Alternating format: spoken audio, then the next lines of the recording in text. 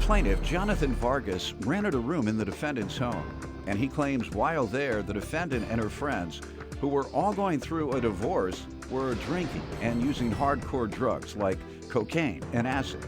Jonathan suing his former roommate for a security deposit and emotional distress. Defendant Autumn Young says when she first met Jonathan, she thought he was a well-mannered member of the Mormon church. However, Autumn claims she asked Jonathan to move out after he forced himself on her witness, and she's countersuing for property damage and emotional distress. Start with you. All right, brother. Your Honor. You say brother? Brother, Your Honor. That's all right. He's got the Your Honor in there at the end. He is my brother. Brother, Your Honor. Your Honor, I moved from San Diego to Denver, Colorado for a plumbing apprenticeship program that I have with my boss. He gave me 1 month to live with him, and he gave me the second month to find a place. I found one in Craigslist when I moved in with Autumn Young, and I rented a room from her. What were the terms? The terms were $550 first month, $550 last month, and $500 deposit, which I have the contract here to prove that I paid everything in Let's full. see it.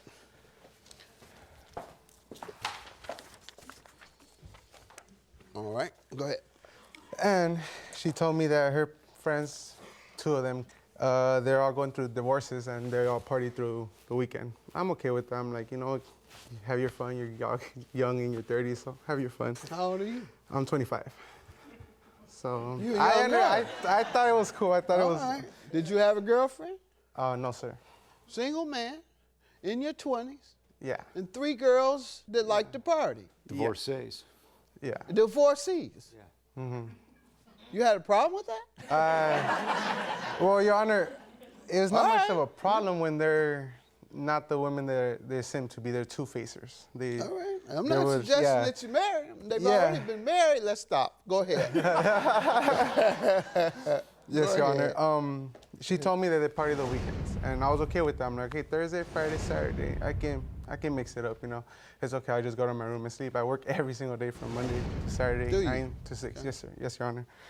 And her lifestyle was not what she told me it was. They were not there every weekend. They were there every single day. They would do drugs, not just weed. They would do hardcore drugs. They would do cocaine. They'll trip on acid. They'll do all these different drugs. They'll be drinking constantly. Carrie would have her kids there, 3 of them. Ma'am, you want to give me some background? Yes, Your Honor. When I met Jonathan, he came with a missionary from the Mormon church. He attends the Mormon church. That's right. No wonder you didn't want to join them in all that party. Yeah, it was You're good. a different lifestyle. There you go. Yes, and he was Good polite, church-going man. respectful, kind. He moved in 2 weeks later. As far as the drinking and the partying, he did it too. He was doing it with us, everything. Then it turned a little bit creepy when he was forcing himself onto my girlfriends.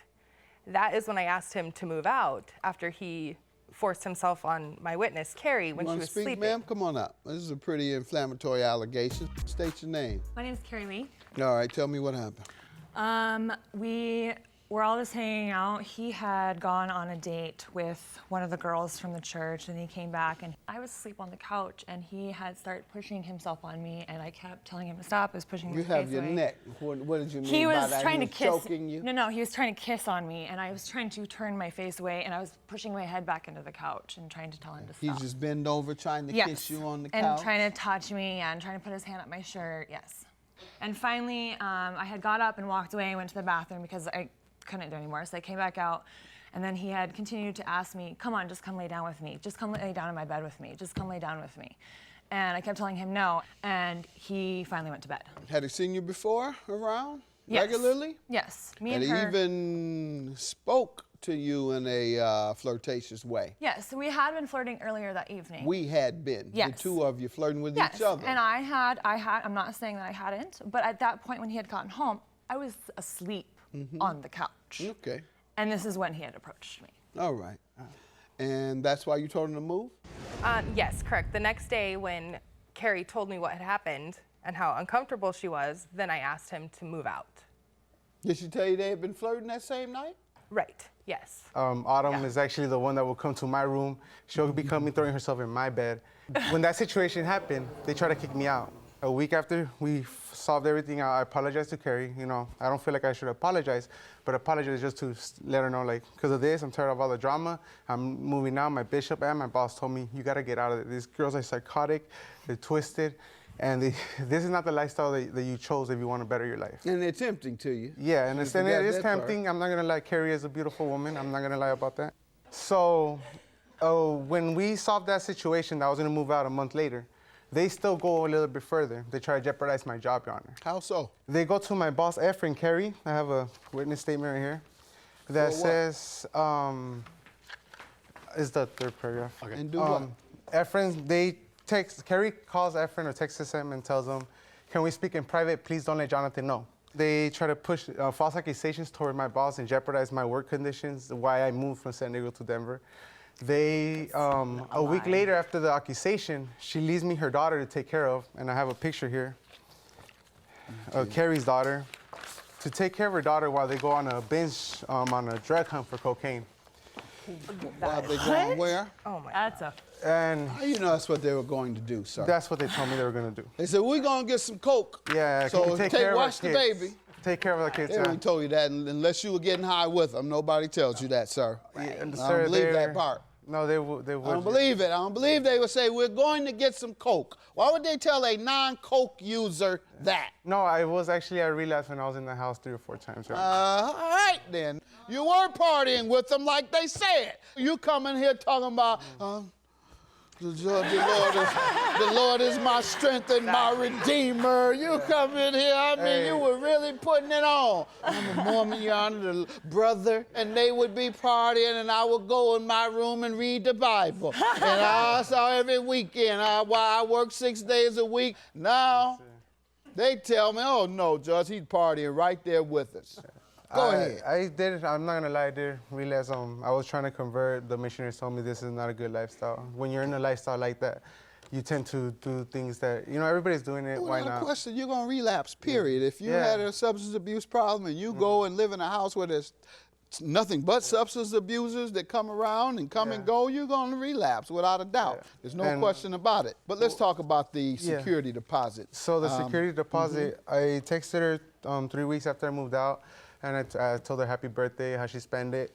I have evidence here about the text messages that she sent me. She's telling me how she rolled on Molly's for 3 days straight.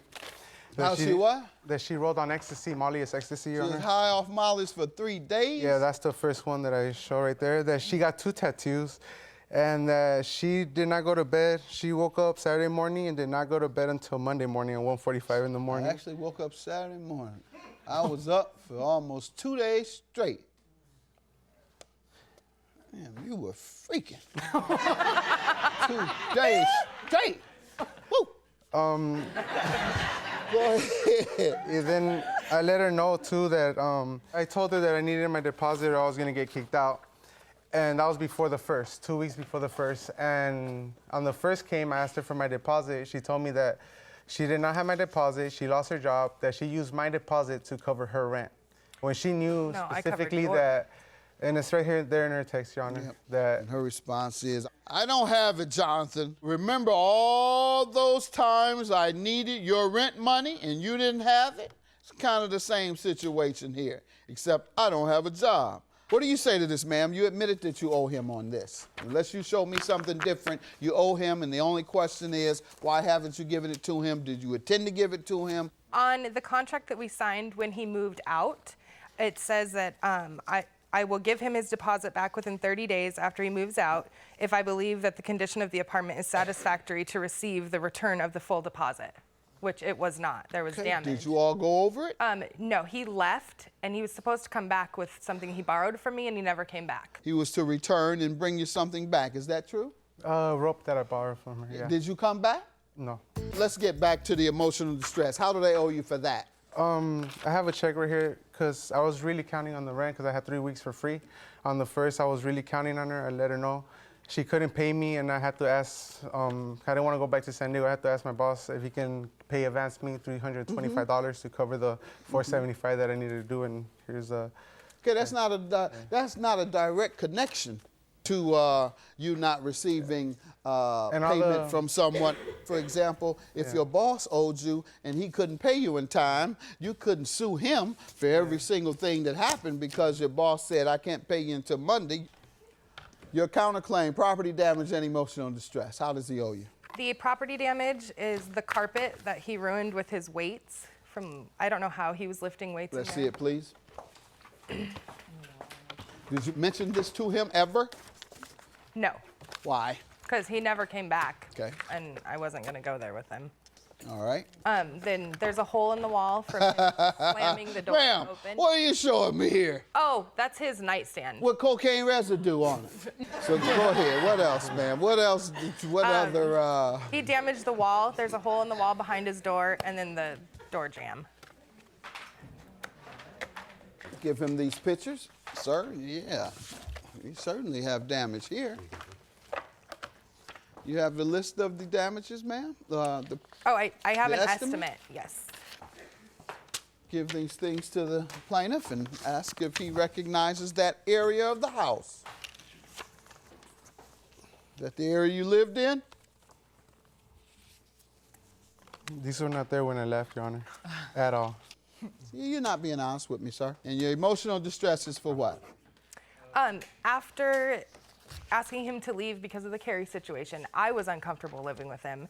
But then when I wouldn't give him his deposit, he reminded me of how he's hurt people for far less. So than you have that. some evidence of that? I do not. All right, I'm gonna give you your property damage, which is for $200. I have clear evidence of that. And sir, you've just been coming and running the game on me, brother.